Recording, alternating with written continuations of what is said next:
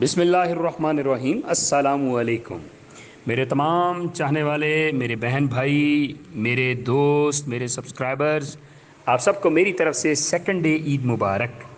میں امید کرتا ہوں کہ اس وقت تمام جتنے بھی سبسکرائبرز میرے اس وقت سسرال فیملی میں ہوں گے یا بہنیں جو ہیں وہ میکے فیملی میں ہیں، ٹھیک ہے۔ یہ 90% میں گارنٹی سے کہہ سکتا ہوں، 95% کہ اس وقت میرے چاہنے والے بھائی جان لوگ سب سسرال فیملی میں بیٹھے ہیں اور میری بہنیں اپنی میکے فیملی میں بیٹھی ہیں۔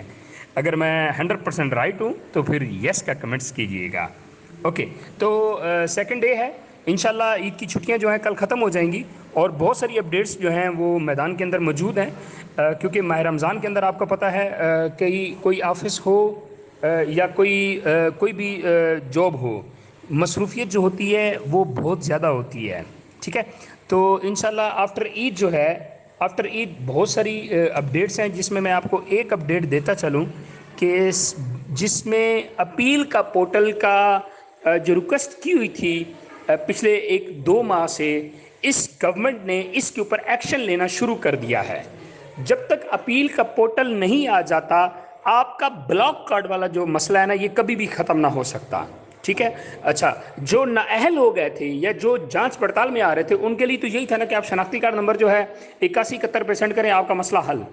لیکن جو بلاک کارڈ تھا، جن کو کسی ایویں ہی خواہ مخواہ ان کو بلاک کر دیا گیا تھا یا کوئی اور ایشو ان کے ساتھ کریٹ ہوا تھا، تو ان کے لیے اپیل کا پورٹل لانچ ہونے جا رہا ہے۔